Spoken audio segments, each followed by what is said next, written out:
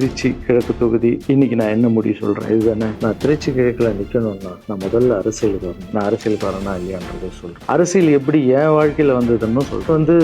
அமைச்சர் ஆயிட்டீங்களானே, சுகாதாரத்துறை அமைச்சர் தான் நம்ம ஆபரேஷன் நிறைய பண்ணலாம். இன்னொருத்த கல்வித்துறை எடுத்தா நிறைய படிக்க வைக்கலாம். கடமை செய்யணும், பலன் எதிர்பார்க்கணும்.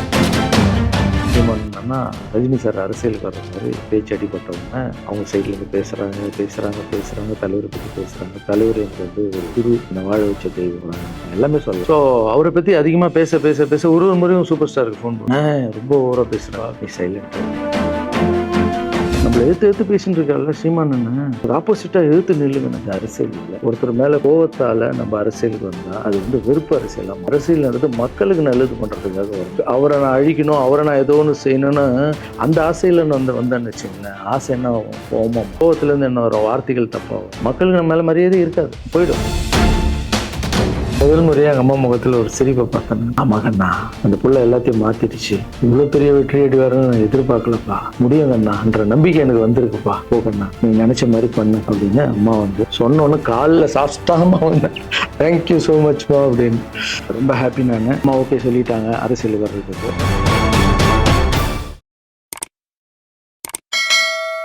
எல்லாருக்கும் வணக்கம். கடமையை செய், பலனை எதிர்பார்க்க. என்னடா நம்ம எதுக்கோ எதிர்பார்த்துட்டு இருந்தோம், இது என்ன ஒரு ஸ்லோகம் சொல்றான்னு பாக்குறீங்களா? எந்த விஷயத்துக்காக நீங்க எதிர்பார்த்துட்டு இருக்கீங்களோ அதுக்கு முன்னாடி ஸ்லோகம் ஒரு குட்டி கதை. ஏன்னா இந்த வீடியோ முடியும் போது அந்த ஸ்லோகத்துக்கும் அந்த குட்டி கதைக்கும் ஒரு லிங்க் இருக்கிறீங்களா? கடமை செய், பலனை எதிர்பார்க்காத, அதான் அந்த ஸ்லோகம். எனக்கு ரொம்ப பிடிச்சது. என்னடா இது கடமையை செய்ய சொல்றாங்க, பலனை எதிர்பார்க்க வேணான்றாங்கன்னு நிறைய பேருக்கு அந்த ஸ்லோகம் ஒரு டவுட் ஒண்ணு. வேலை பண்றோம், வேலைக்கேற்ற கூலி எதிர்பார்க்க கூடாதா? இவ்வளவு கஷ்டப்பட்டு உழைக்கிறோம், சம்பளத்தை எதிர்பார்க்க கூடாதா? அந்த ஸ்லோகத்துடைய முழு மீனிங் என்னன்னா ஒரு கதையா சொல்லி, ஒரு பெரிய வீடு, ஒரு மிகப்பெரிய பணக்காரர். அவரு ரூம் மட்டும் கிளீன் பண்றதுக்கு ரெண்டு ஆட்கள், ரொம்ப பிடிச்சவங்களும் 2 பேரு அந்த ரூம் கிளீன் பண்றதுக்கு வச்சிருக்காரு. மிகப்பெரிய பணக்காரர். இப்போ 2 பேரும் ரூம் துடைக்கிறவங்க. ஓகே, அவர் காலையில ரெடி ஆகி அந்த ரூம்ல இருந்து வெளியே வரும்போது அவங்க துடைச்சிட்டு இருக்காங்கல்ல, அதுல ஒருத்தர் அவர் பாட்டுன்னு ஒரு வேலையை பார்த்துட்டு இருப்பார், துடைச்சிக்கிட்டே இருப்பார். இன்னொருத்தர் இருக்காருல்ல, அவர் போய், சார் உங்க ட்ரெஸ் சூப்பரா இருக்கு சார், சார் நீங்க போட்டுக்கிற கண்ணாடி நல்லா இருக்கு சார், சென்ட் சூப்பரா இருக்கு சார், நல்லா இருக்கு சார், சூப்பரா இருக்கீங்க சார், எனக்கு பேக் கொடுங்க சார் வாங்கிட்டு போ. இன்னொரு ஆளு வணக்கம் சார் சொல்லிட்டு வேலையை மட்டும் பார்த்து இப்படியே தினமும் நடக்கும். அப்புறம்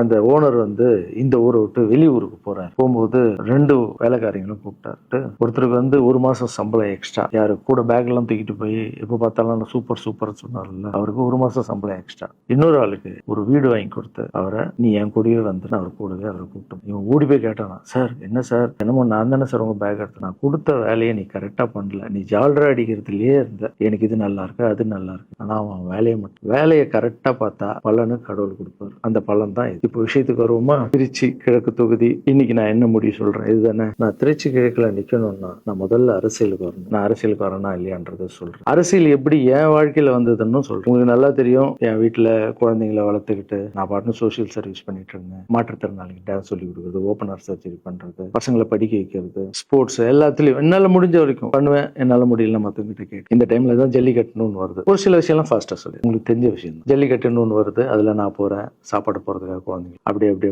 நான் அந்த ஜல்லிக்கட்டு நடந்து முடிஞ்ச விஷயம் எல்லாம் உங்களுக்கு தெரியும். அப்புறம் என் மேல ஒரு தலைவர் விமர்சனம், எதுக்கு தலைவர்னு சொல்லுவாரு, நம்ம அண்ணன் தான், சீமான் அண்ணன் ஒரு விமர்சனம் வைக்கிறாரு. அதுக்கு நான் மறுபடியும் ஒரு ட்வீட் போடுறேன், அவர் ட்வீட் போடுறேன். அப்பதான் என் வாழ்க்கையில் அரசியல்னு அந்த நுழையுது. சாப்பாடு போறதுக்கு போகணும், இது என்னடா இவ்வளவு பெருசா இருக்கு, அந்த ஜல்லிக்கட்டு தான் எனக்கு அரசியல உள்ள நுழைஞ்சது, என்னடா இவ்வளவு பெருசா இருக்கு அப்படின்னு. அப்படியே போச்சு. அதே தலைவர் தான், அதே சீமான் தான் ரஜினி சார் அரசியலுக்கு வர்ற மாதிரி பேச்சு அடிபட்ட உடனே அவங்க சைட்ல இருந்து பேசுறாங்க தலைவரை பத்தி பேசுறாங்க. தலைவர் எனக்கு ஒரு குரு, என்னை வாழ வச்ச தெய்வம், ஒரு அண்ணன், அப்பா எல்லாமே சொல்லலாம். ஸோ அவரை பத்தி அதிகமா பேச ஒரு முறையும் சூப்பர் ஸ்டாருக்கு ஃபோன் போடுவேன். அண்ணா ரொம்ப ஓவரா பேசுறாங்க, டெபா கம்முன்னு இருக்காங்க, நீ சைலண்டா இரு. இப்படியே ஓரளவுக்கு தான் நம்மளால பொறுக்க முடியும்.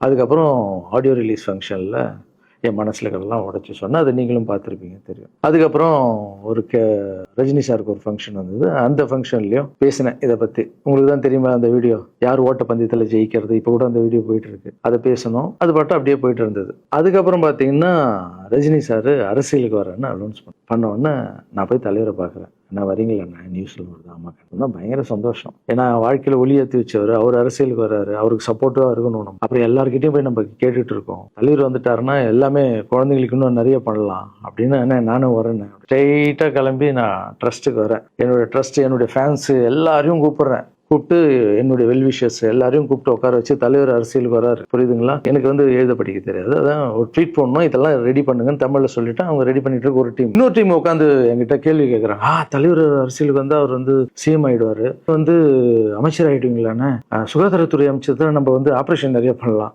இன்னொருத்தர் கல்வித்துறை எடுத்தா நிறைய படிக்க வைக்கலாம், கடமை செய்யணும் பலன் எதிர்பார்க்கும் சுகாதாரத்துறை அமைச்சர், இது வந்து கல்வித்துறை, இதெல்லாம் படிச்சுங்க ஒரு இடம். அண்ணன் படிக்கலடா, எல்லாருக்கும் படிச்ச இடத்த போட்டு ஒரே இடத்துல போய் முடங்கி போய் படிப்புனா படிப்பு மட்டும், எல்லா கட்சி வளரட்டும், தலைவர் வரட்டும், எல்லா துறையில இருந்து ஹெல்ப் கேட்டு நல்லா பண்ணுவோம், பெரிய ட்ரஸ்ட் கட்டுவோம். இப்ப சின்ன ட்ரஸ்ட்ல தான் நம்ம இருக்கோம், சின்ன வீட்டுல 60 குழந்தைங்க நீங்க இருக்கீங்க, 100 ஏக்கர்ல கட்டுவோம், ஊனமுற்றோர்கள் இந்த பக்கம் திருநங்கைகளுக்கு, இந்த பக்கம் முதியோர்களுக்கு ஒரு பெரிய ட்ரஸ்ட் கட்டி பண்ணுவோம்டா. இன்னொருத்தர் டக்குன்னு அங்க இருந்து, ஆனா நம்மள ஏத்து பேசிட்டு இருக்காருல்ல சீமான் அண்ணன், அவருக்கு ஆப்போசிட்டா எதிர்த்து நில்லுங்கன்னு. அது அரசியல் இல்ல. ஒருத்தர் மேல கோவத்தால நம்ம அரசியலுக்கு வந்தா அது வந்து வெறுப்பு அரசியலா மாறும். அரசியல்ன்றது மக்களுக்கு நல்லது பண்றதுக்காக வரணும். இப்போ அவரை நான் அழிக்கணும், அவரை நான் ஏதோ ஒன்று செய்யணும்னு அந்த ஆசையில வந்தேன்னு வச்சுங்களேன், ஆசை என்ன ஆகும்? கோவத்துல இருந்து என்ன வரும்? வார்த்தைகள் தப்பா வரும். வார்த்தைகள் மட்டும் வராது, தப்பான வார்த்தைகள் வரும். மக்களுக்கு நம்ம மேல மரியாதை இல்லை, மக்களுக்கு நம்ம மேல மரியாதை இருக்காது, போயிடும். ஸோ அதால அரசியலுக்கு வரோன்னா அவரை அழிக்கிற வழியா இருக்கு. பதிவை பத்தி பேசுறத ஃபர்ஸ்ட் விடுங்கடா,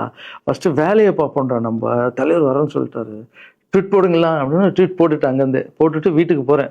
இங்கே தான் பெரிய ட்விஸ்ட் இருக்குது எனக்கு. வீட்டுக்கு போகிறேன். வீட்டுக்கு போனோன்னா எப்பவும் நான் அம்மா கிட்ட போய் ஒரு விஷயத்த சொல்கிறதுக்கு முன்னாடி ஒரு சர்ப்ரைஸ் ஒன்று பண்ணுவேன். எங்கள் அம்மா கோவில் கட்டுறது கூட, கோவில் கட்டிட்டு ஸ்டாச்சுலாம் ஆர்டர் பண்ண அப்புறம் தான் அந்த ஸ்டாச்சுவே காமிச்சாங்க. அதே மாதிரி அரசியல் விஷயத்துலையும் போய் சொல்லலான்னு அம்மாவை கூப்பிட்டு ஃபேமிலியெல்லாம் உட்கார வச்சு, அம்மா தலைவர் அரசியலுக்கு வர்றாரு, சரி கண்ணா நானும் அரசியல் போடுறேன், இங்கே பரமா ட்வீட் போட்டிருக்கேன் அப்படின்னு அம்மா முகம் டக்குன்னு மாறிட்டு ஓகே கண்ணா ஓகே கண்ணா சாப்பிடலாம் அப்படின்னு எழுந்து போயிட்டாங்க. என்ன இப்படி போக மாட்டாங்களே, ஒரு விஷயத்த சொன்னா சூப்பர் கண்ணான்னு பேசுவாங்கல்ல, 1 hour அதுல இருக்கிற நல்லது கெட்டது எல்லாம் பேசுவாங்க, என்ன போயிட்டாங்க அப்படின்னு ஒரு ஃபீல். சரி இது உடம்பு சரியில்லை போல, அப்செட்ல விட்டேன். அப்புறம் 2-3 நாள் அவங்க கிட்ட பேசவே மாட்டாங்க. கூப்பிட்டு என்னம்மா உனக்கு பிரச்சனை, ஏதாவது தப்புன்னா அடினா அடிச்சிடுமா, என்னம்மா இப்படி பேசாம இருக்குன்னா, இல்ல கண்ணா நீ அரசியல் போனது எனக்கு பிடிக்கல. ஏமா அரசியல் போன பிடிக்கல? இல்ல கண்ணா அது ஒரு சாக்கடை, அரசியலுக்கு போகக்கூடாது, அது வந்து பணம் கொடுக்குறாங்க அரசியலுக்கு, ஓட்டு வாங்குறதுக்கு பணம் கொடுத்துதாங்க நான் ஜெயிக்கிறாங்க, அதுக்கப்புறம் ஜாதி இல்லைன்னுவாங்க, ஜாதி இருக்கு, மதம் இல்லைன்னுவாங்க, மதம் இருக்கு, அந்த சாக்கடைக்குள்ள நீ போவாதப்பா, நம்மளுக்கு வாழ்க்கையை ஒளி வச்சு ஏற்றி வச்ச உடனே நம்ம சூப்பர் ஸ்டார், அவர்கிட்ட என்னை கூப்பிட்டு போப்பா, நான் சொல்றேன் அவர் ஒரு ஆன்மீகவாதி, அவரும் அரசியலுக்கு வருவானா, இந்த வயசுல அவர் நிம்மதியா இருக்கட்டும், எதுக்கு அரசியலுக்கு வர, என்னை கூப்பிட்டு போ, அப்பாயின்மெண்ட் வாங்கி கொடுத்துருந்தாங்க. அப்பாயின்மெண்ட் வாங்கி கூடா, நானும் வேற கனவுல வந்து மைண்ட் வயசுமா, நான் சொல்றது கேளுமா, நம்ம எத்தனையோ இப்போ வந்து எல்லா குழந்தைங்களுக்கும் ஒவ்வொரு ஸ்டேஜில் போய் கேட்டு தானேம்மா ஹெல்ப் நடக்குது. இப்போ தலைவர் வந்துட்டாருன்னா நம்ம தாராளமாக பண்ணலாம்லம்மா, உன் கையில் எவ்வளோ காசு இருக்கோ அதுக்கு மட்டும் செய், அரசியல் வேணான்னு சொல்கிறேன். அந்த ஃபேஸ் வந்து அதுக்கப்புறம் அடிதான் நம்மளுக்கு. சரி இந்த உலகத்தில் அம்மா மீறி பண்ணலாம், ஆனால் நான் உருப்பிட மாட்டேன். இந்த உலகத்துலேயே எனக்கு யாருன்னா எங்கள் அம்மா தான். அது அம்மா இல்லை, எங்கள் கடவுள்னே சொல்லலாம், நான் எதிர்க்க பார்க்குற கடவுள். சரி அம்மாவுக்கு சொல்லி புரிய வைக்கலாம், என்னடான்னு தலைவர்கிட்ட போய் எப்படி சொல்றது, பசங்கிட்ட ஒரு பயங்கர பில்டப் கொடுத்துட்டோம், அது இதுன்னு எல்லாம் வேற பார்த்துட்டு இருக்காங்க, என்ன பண்றது.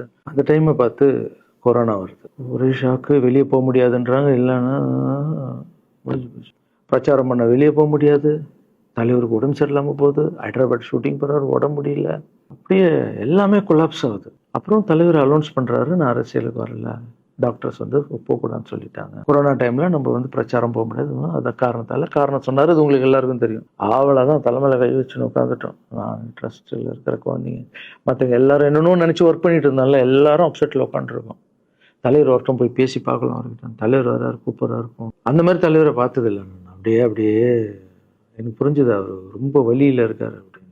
எவ்வளவு சுறுசுறுப்பானால உடம்பு முடியல, பரவாயில்ல நம்ம உடம்பு தானே முக்கியம், என்ன இதெல்லாம் என்னென்ன தூக்கி போடுங்கண்ணா, இத்தனை வருஷம் என்னை வாழ வச்சாங்கல்ல, அவங்களுக்கு ஏதாவது ஒன்று பண்ணணும்னு நினைச்சாங்கண்ணா, இங்கே குத்துதுக்கண்ணா, எனக்கு என்ன பண்றதுன்னு தெரியல, ரொம்ப கஷ்டமா இருக்கு அப்படின்னு. அண்ணே அதை விடுங்கண்ணே எல்லாம் அப்படின்னு அவர்கிட்ட பேசிட்டு, அவர் வந்து அப்போ நான் முன்னாடி பேசும்போது அவர் சொல்றாரு, நான் கூட பதவிக்கு வரணும்னு ஆசைப்படல, இன்னொரு நல்ல ஆள் படிச்ச ஆள் அங்கே நிற்க வச்சுப்பாங்க, யாருன்னே சொல்லுவேன், யாருன்னு கூட சொல்லல, அது அப்படியே போச்சு, அவர் மனசுக்கு மட்டும்தான் தெரியும், யாருன்னு கூட சொல்லல, ரொம்ப அப்செட்டாக இருந்தாரு. சரி ஓகே இதுவும் கடந்து போகணும், அப்படியே கடந்து போச்சு. எனக்கும் காஞ்சனா படம் அது இதுன்னு வந்து பெரிய ஹிட் ஆகுது.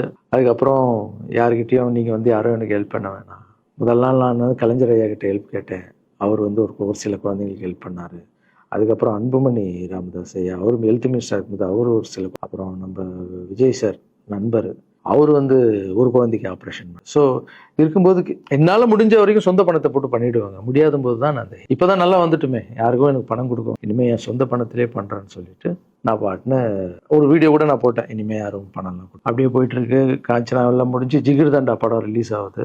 ஜிகிர் தண்டா பார்ட்டி போயிட்டுருக்கு. டைரக்டர் நின்று பேசுகிறேன். நான் டைரக்டர் கிட்ட போகிறேன். டைரக்டர் யார்கிட்டயும் ஃபோனில் பேசிகிட்டு இருக்காரு. அப்படியே பேசிகிட்டு இருக்கிறவர் டக்குன்னு இந்த சீமான் பேசுவார்னு கொடுத்துட்டாரு என்கிட்ட. அவருக்கும் தெரியாது நான் பேச போகிறேன். அவர்கிட்ட லாரன்ஸ் பேசுவார், சீமான் 2 பேரும் சைலண்ட்டு. நானும் எதுவும் பேசல, சீமானும் எதுவும் பேசல. அப்படியே ஒரு நிமிஷம் அப்படியே நிற்கிறோம். பெரியவர் இல்லை என்னாலும் அண்ணன் அப்படின்னு. அவ்வளோதான் அண்ணன். பயங்கர பாசம். எந்த இடத்துல கோவம் இருக்கும் அந்த இடத்துல குணம் இருக்குன்னு சொல்லுவாங்கல்ல. அண்ணன் வந்து புகழ்ந்து தள்ளுறாரு ஜிகர் தண்டாவை. இப்படி பண்ண கண்ணா, அப்படி பண்ண இவ்வளோ சூப்பராக பண்ண, அந்த சீன் எனக்கு ரொம்ப பிடிச்சதுன்னு. அவருடைய அன்பு தான் தெரியும்ல, எல்லாமே அதிகமாக இருக்கும் அண்ணன்கிட்ட.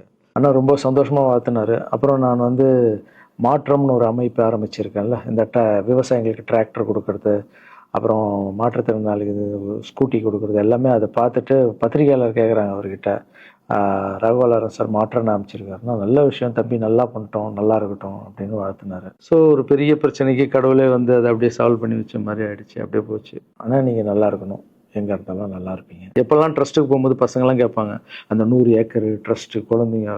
சரி ஓகேடா. அப்படி பார்த்தீங்கன்னா நண்பர் விஜய் சார் கிட்ட பேசிட்டு இருக்கும்போது நான் வர அரசியலுக்குன்றாரு. நிஜமா நண்பா அப்படின்னு. எஸ் அப்படின்னு. மறுபடியும் போய் ட்ரஸ்ட்டில் உட்காந்து நம்ம டேய் நண்பர் வராரு. ஏன்னா சூப்பர் ஸ்டார் எனக்கு எவ்வளோ க்ளோஸோ, நண்பர் கூட அவ்வளோ க்ளோஸ் தான் எனக்கு. ஏன்னா மேகமாய் வந்து போகிறேன்ற சாங்லேருந்து நான் அவருக்கு டான்ஸ் மாஸ்டராக பண்ண ஆரம்பித்தேன். அதுக்கப்புறம் நிறைய சாங் பண்ணேன், சரக்கு வச்சுருக்கேன். அது உங்களுக்கு தெரியும், அந்த தாம் தக்க தீம் தக்க. அவருக்கு மட்டும் நான் ஸ்பெஷலாக வந்து பண்ணி கொடுத்துட்டு வருவேன். தமிழ் வேறு யாருக்கும் பண்ண மாட்டேன். அவர் கூப்பிட்டா வருவேன், தலைவர் கூப்பிட்டா வருவேன், சாங் பண்ணிட்டு. அவர் வரணும் போது எஸ், ஏன்னா அவர் ஒரு முடிவு எடுக்க மாட்டார். எடுத்தாருன்னா அவர் நல்ல உழைப்பார், நல்ல உழைப்பாளி, பண்ணுவார் அப்படின்னு நினச்சி மறுபடியும் போய் ட்ரஸ்ட் ஆளுங்கெல்லாம் பேசுறதுக்கு முன்னாடி, ஐயோ அம்மா இருக்காங்களே பிடிக்காத, ஃபஸ்ட்டு அங்கே கரெக்ட் பண்ணணும்ல. அங்கே போனேன். அம்மா நண்பர் அரசியலுக்கு வராருமா. என்னம்மா அப்போ தான் ஓகே, இப்போ எல்லாம் மாறி இருக்கு, போகலாமா. நீ ஃபஸ்ட்டு அவர்கிட்ட ஒரு அப்பாயின்மெண்ட் வாங்க, நான் உன்னை கூப்பிட்டு போகிறேன். கூப்பிட்டு போய் இந்தப்பா என் பிள்ளைய ஒப்படைக்கிறேன், பார்த்துக்கப்பான்னு சொல்லுன்னு பார்த்தா, என்னம்மா பேச போகிறான்னு கேட்டேன். நீ அரசியலுக்கு வராத தம்பி, இது ஒரு சாக்கடை, நீ அரசியலுக்கு வராத, நீ ரொம்ப சைலண்டான ஆள், உனக்கு இதெல்லாம் செட் ஆகாது. பணம் கொடுத்தா தான் ஜெயிக்க முடியும், ஜாதி இருக்கு, மதம் இருக்கு, இதெல்லாம் தாண்டி வருது கஷ்டம்னு அவர்கிட்ட சொல்றேன்ப்பா, புரிஞ்சுக்குமான்னு. டேய் மீன் குழம்பு வச்சிருக்கேன் சாப்பிட்றேன். அதே மீன் குழம்பு ஓகே. நான் நினைச்சிட்டேன் நம்ம ஜாதகத்துல இல்லை போல, சரி விட்டுடலாம். சரி இப்போ விட்டுருவோம், ஒரு 2-3 நாளைக்கு அப்புறம் மறுபடியும் பேசுவோம் அப்படின்னு மறுபடியும் பேசுறேன். அதே மறுப்பு தான். நானும் நண்பர்கிட்ட பேசுறேன். அம்மா இப்படி சொல்றாங்க நண்பா, அது அவங்களுக்கு தெரியல. அவர் நிறைய பேச மாட்டாரு, வயசானவங்க இல்லை, தெரியல. அப்புறம் புரியும், ஒரே வார்த்தை. அதுக்கப்புறம் ஃபோன்ல கூட்டணி கட்சியெல்லாம் வராது போது, நண்பா என்னடா யாரும் கூட்டணி கட்சி வரல நண்பா, இது அது. நான் எனக்கு ஒருத்தர் பிடிச்சிட்டாங்கலாம், மனசுல பட்டது எல்லாமே சொல்லிட்டு இருப்பேன். அது நல்லதோ கெட்டதோ, என் பழக்கம் அப்படிதான், எல்லாம் தூரம் ஒதுங்கிடும். அப்படியே போகுது. எலெக்ஷன் வருது, அனௌன்ஸ் பண்றாங்க. எலெக்ஷன் நண்பர் நிக்கிறாரு. ரிசல்ட் அன்னைக்கு டோட்டலா மாறுது எல்லாமே. அப்படியே தலைகீழ ஆகுது, புரட்டி போடுறாரு சரித்திரத்தை. வேற அம்மா முதல்ல தெரிந்து எங்க அம்மாவை தான். எனக்கு ரொம்ப ஆசையாயிடுச்சுன்னா எங்க அம்மா மேல. அம்மா பேரு கண்மணி. கண்மணி அப்படின்னு தான் கூப்பிட்டு போவேன். எங்கன்னு கூப்பிட்டு போனா அம்மா கண்ணு, என்னடா இவ்வளவு உஷாரா வர, என்ன விஷயம், இங்க உங்ககிட்ட தான் பேசணும். நீ என்னம்மா சொன்ன, பணம் கொடுத்தாதான் ஓட்டு போடுவாங்க, ஜாதி இருக்கு, மதம் இருக்கு, புது ஆளுங்களை வர விட மாட்டாங்க, ஜெயிக்க முடியாது, இதெல்லாம் சொன்னல. நண்பர் ஜெயிச்சிட்டார் பத்தியம்மா. அந்த ஒரே ஒரு முகத்துக்காக ஓட்டு போட்டிருக்காங்க. நம்பிக்கையான ஆள் வந்தா போடுவாங்கம்மா, நல்லவங்க எல்லாம் வரலாம், புரிஞ்சுக்கம்மா, என்ன விடுமா. இப்ப என்னம்மா சொல்ற அப்படின்னு கேட்டேன். முதல் முறையா எங்க அம்மா முகத்துல ஒரு சிரிப்பை பார்த்தேன். ஆமா கண்ணா, அந்த புள்ள எல்லாத்தையும் மாத்திடுச்சு, இவ்வளவு பெரிய வெற்றி அடி வரணும்னு நான் எதிர்பார்க்கலப்பா. ஒரு நல்ல மனுஷன் வந்து பண்ணணும்னு நினைச்சா அது வந்து முடியும் கண்ணான்ற நம்பிக்கை எனக்கு வந்திருக்குப்பா அப்படின்னு அம்மா வந்து சொன்னா. அப்ப என்ன போயிடலாமா, ஓகேவா அப்படின்னு கேட்டேன். போகண்ணா, நீ நினைச்ச மாதிரி பண்ணு அப்படின்னு அம்மா வந்து சொன்னோன்னு காலில் சாஸ்டாமா வந்தேன். தேங்க்யூ ஸோ மச்மா அப்படின்னு. ரொம்ப ஹாப்பி நான். அம்மா ஓகே சொல்லிட்டாங்க அரசியலுக்கு வர்றதுக்கு. இப்போ நான் தாய்க்கு நிகரான்னு நினைக்கிறேன். ரசிகர்கள் கேட்கிறேன், நான் அரசியலுக்கு வரலாமா. பார்த்துட்டு இருக்க இந்த மக்களை கேட்கிறேன், நான் அரசியலுக்கு வரலாமா, அந்த தகுதி எனக்கு இருக்கா, நீங்களும் சொல்லுங்க. இந்த வீடியோ பார்த்துட்டு இருக்கவங்க கமெண்ட்ஸ் போடும். பசங்களா, இவங்க தான் என்னுடைய 22 வருஷத்தினுடைய உழைப்பு. அரசியலுக்கே வராம மக்களுக்கு நான் செஞ்ச சேவை உங்க கண்ணு முன்னாடி நிப்பாட்டி. இப்ப உங்க வயசு என்ன? 22 வயசாகுது. ஒரு வயசுல என் கையில வந்தாரு. அந்த போட்டோ நீங்களே பாரு. இப்ப 22 வயசு. ஒரு குழந்தைய வளர்க்கறதுக்கு நீங்க எவ்வளவு கஷ்டப்படுவீங்க, உங்களுக்கு தெரியும்ல அந்த கஷ்டம் என்ன. ஸ்கூலுக்கு அனுப்புறது வந்து, ஃபீஸ் கட்டுறதுல இருந்து, உடம்பு சரியில்லாம போனாலும் அவன் ஆசைகளை நிறைவேற்றுறதுல இருந்து, ஒரு குழந்தைக்கு அப்படி இருந்தா 60 குழந்தைங்களை வளர்த்துருக்கேன். எவ்வளோ பிரச்சனை வந்திருக்கும், எவ்வளோ நோய்கள் வந்திருக்கும், எவ்வளோ நைட் தூங்காமல் வந்திருக்கும், அதில் எவ்வளோ டிஸ்டர்ப், அதுவும் என் வீட்டில் வளர்த்துருக்கேன். இதெல்லாம் எதுக்கு பண்ணேன்னா, எந்த ஒரு எதிர்பார்ப்பும் இல்லாமல் கடமை செய் பலனை எதிர்பார்க்காதன்ற இந்த வார்த்தை எனக்கு ரொம்ப பிடிக்கும். அதுக்காக செஞ்சுருக்கேன், என் மக்களுக்காக செஞ்சுருக்கேன். ஏன்னா மக்கள் தான் என் படத்தை வந்து பார்க்குறாங்க. மக்களால் தான் நான் கார் வாங்குறேன், வீடு வாங்குறேன், சந்தோஷமாக இருக்கேன். அவங்களுக்கு இந்த சொசைட்டிக்கு நான் ஏதாவது பண்ணணும். அரசியலுக்கு வர்றதுக்கு முன்னாடியே பண்ண விஷயங்கள் பார்த்தீங்கல்ல. 22 வருஷம் உழைச்சிருக்கேன். ஒரு கதை ஒன்று சொன்னேன்ல, 2 வேலைக்காரங்க இருந்தாங்க. சின்சியராக யாருக்கும் ஜாலர் அடிக்காமல் எதுவும் பண்ணாமல் என் தொழிலுக்கு தர்மமாக, என் மக்களுக்கு தர்மமாக என்ன பண்ணணுமோ 22 வருஷம் உழைச்சி உங்கள் கண்ணு முன்னாடி நிப்பாட்டிட்டு, இந்த ஓனர் ஒரு பலன் கொடுத்தாருல, அந்த ஓனர் யார் தெரியுமா? கடவுள். இந்த கடவுளுக்கு தெரியும் எனக்கு என்ன பலன் கொடுக்கணும். இதுக்கு தான் அந்த கதை லிங்க் ஆகும். நீங்கள் சொல்லுங்கள், நான் அரசியலுக்கு வரணுமா வேண்டாம்? வேண்டாம்னா என்ன சொல்லுங்க, வாப்பா வாடாகண்ணா, வா நண்பா வாங்கண்ணா அப்படின்னு சொல்லுங்க. என் முடிவை நான் உங்களுக்கு சொல்லுங்கள். உங்கள் முடிவுக்காக காத்திருக்கேன்.